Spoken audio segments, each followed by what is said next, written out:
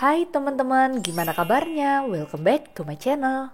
Harga-harga rumah yang makin tinggi bikin kita nyesuaiin hidup. Orang-orang di tahun 90-an punya rumah dengan luasan yang lebih besar. Banyak yang di atas 200 meter persegi. Sedangkan di era sekarang banyak rumah yang punya luasan di bawah 100 meter persegi. Rumahku pun juga kayak gitu. Bahkan gak sedikit juga yang nyaman hidup di apartemen kecil. Sebenarnya dari keterbatasan itu kita bisa dapat juga kok keuntungan tinggal di rumah yang kecil. Tapi kalau kita nggak pinter ngaturnya, rumah kecil ini bisa bikin penghuninya stres karena ngerasa sumpek. Di video kali ini aku akan share 5 tips biar nyaman tinggal di rumah kecil. Tiap tipsnya berguna banget, jadi tonton sampai poin yang terakhir ya.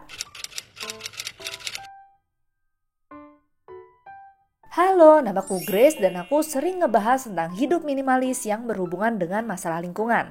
Aku upload video setiap hari Jumat, jadi jangan lupa nyalain lonceng biar nggak ketinggalan video baru setiap minggunya. Oke, biar nggak berlama-lama, ayo bahas di poin yang pertama. Yang pertama, rajin declutter. Aku selalu nekenin declutter rumah deh, biar space di rumah itu nggak penuh. Declutter ini sebenarnya lebih ke kita ngurus sampah yang belum tuntas dibuang. Karena kita males dan nunda. Terus lupa. Kenapa aku berani bilang kayak gitu? Karena aku juga ngalamin dari kertas-kertas catatan yang sebenarnya udah ngelakuin fungsinya sebagai pengingat masih disimpan. Sisa tisu roll yang gak juga dibuang-buang ditaruh di rak toilet terus. Manual book elektronik yang sebenarnya bisa diakses di internet juga disimpan. Label baju sisa pembelian juga belum kebuang.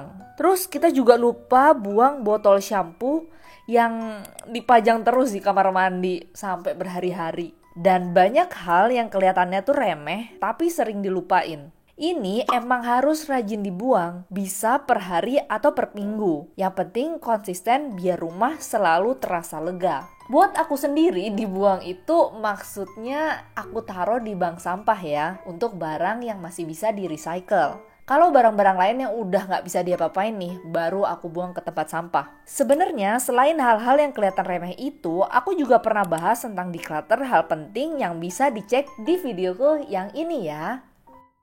Yang kedua, kurangi obsesi dengan barang. Barang itu hakikatnya akan kembali ke fungsi. Kalau fungsi udah tercapai, ya barang itu udah nggak berharga lagi. Maksudnya gimana?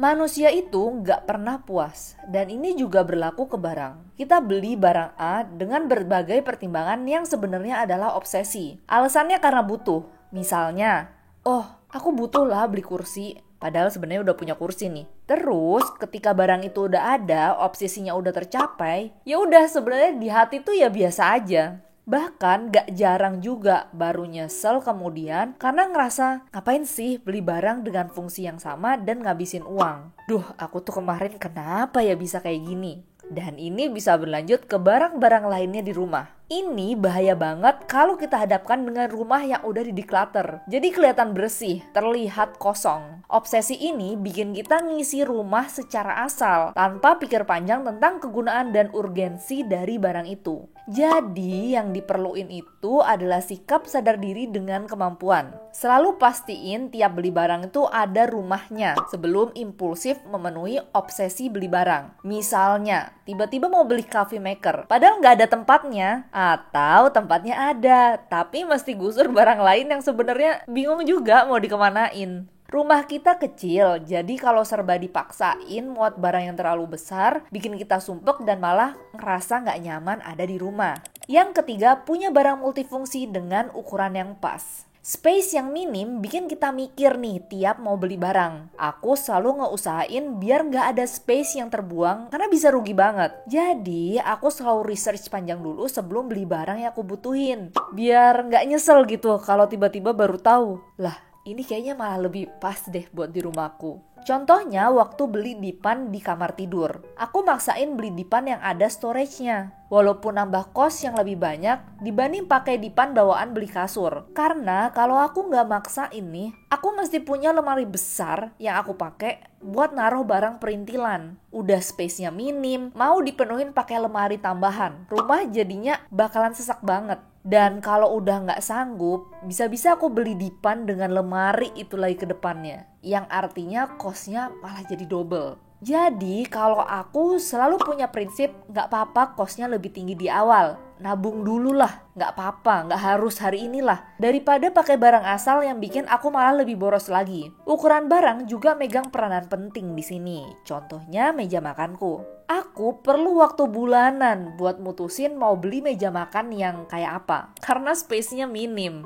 Kebanyakan di toko-toko punya meja makan yang besar. Atau bisa sih masuk kalau dipaksain, tapi nggak akan bikin aku nyaman bergerak di dapur. Jadinya malah kesel tiap hari, sumpek. Akhirnya aku beli meja makan ini karena nemu nih waktu itu. Ukurannya bisa dimodifikasi, jadi aku kecilin dari ukuran yang aslinya. Tapi kursinya itu masih bisa masuk dan nyaman dipakai. Meja ini juga masih pas masuk ke dapurku yang kecil. Intinya selalu berpatok ke multifungsi dan ukuran, biar nggak menemuin rumah ya. Yang keempat, cerdas organize barang secara vertikal. Di rumah kecil, kita berhadapan dengan bagian horizontalnya yang minim. Jadi selalu manfaatkan space vertikalnya buat nyimpan barang. Karena kalau enggak ada cukup ruang buat kita jalan. Bikin makin sempit. Nah, emang sih nggak semua barang itu bisa dibikin vertikal. Jadi emang secara barang itu harus selektif. Dan nggak semua barang bisa cukup memenuhi bagian vertikal dari rumah kita. Karena kan space-nya juga nggak banyak. Inilah kenapa tiap buat lemari di rumah selalu aku usahain buat full sampai plafon. Kebetulan plafonku tuh juga cukup pendek, sekitar 2,8 sampai 3 meter. Tapi nggak semua tempat juga aku jadiin lemari. Karena bisa penuh banget. Buat barang selain lemari yang disusun secara vertikal ini, maksudnya kayak kita manfaatin space yang ada. Misalnya, kabinet TV-ku tuh pendek. Lebarnya cuma 40 cm, tingginya juga 40 cm. Tapi aku mikir gimana ya biar si lemari ini tuh bisa cukup dengan barang-barang yang aku pengenin. Awalnya bagian dalam nih berantakan. Tiap mau ngambil barang lain jatuh. Ya hancur lah. Terus aku nyoba manfaatin sampah kantong belanja ini buat jadi divider. Jadinya aku bisa nyimpan beberapa barang di sini dan gak hancur berantakan. Bisa manfaatin space yang ada. Kalau tanpa divider ini kan jadinya bagian atas gak bisa dimanfaatin dengan baik. Ada bagian yang hilang. Jadi selalu pakai prinsip ini ya di setiap lemari yang kita punya. Aku dapat komen di YouTube yang bilang kalau akhirnya bisa dapat lemari yang mirip lemariku. Banyak gantungannya. Sebenarnya ada banyak banget kok lemari yang ada gantungannya kayak gini. Tapi perlu diingat ya, gantungan juga makan space. Makanya aku juga nyediain laci buat naruh baju-baju. Kalau aku gantung nih semua bajuku, semua barangku, baju tidur, baju pergi, yang ada bukan efisien malah boros. Nah, buat teman-teman yang punya lemari yang banyak gantungannya juga bisa diakalin kok. Bisa dengan naruh kotak sepatu di bagian bawah baju, biar bisa nyimpen baju yang bisa dilipat. Jadi space sedikit juga bisa dimanfaatkan dengan baik. Terus yang di dalam drawer juga isinya ditaruh dengan baik ya. Baju dilipat secara vertikal biar lihatnya enak dan ngambilnya gampang tanpa menghancurkan baju yang lainnya. Ini adalah beberapa referensi yang bisa jadi ide biar teman-teman juga bisa manfaatin space yang ada dengan baik. Tapi aku selalu saranin, taruh di tempat tertutup biar rumah gampang dirapiinnya. Yang kelima, rajin membersihkan dan ngerapiin rumah. Rumah kecil itu debunya bisa loh kita lihat. Kalau nggak sering dibersihin, bikin kita bersihnya dengan cara ngisep debu itu. Nggak banget kan? Hal yang selalu jadi masalah di rumah kecil adalah debu gampang banget kelihatan dan rumah gampang terlihat berantakan. Karena jarak antar ruangan juga minim, jadi semuanya kelihatan, nggak bisa nyembunyiin apapun. Debu yang ada kalau sering kita hirup juga nggak baik buat pernafasan kita kan. Lama-lama sesak juga kali ya di badan, karena itu kita mesti rajin bersihin. Tapi kan bersihin itu perlu waktu.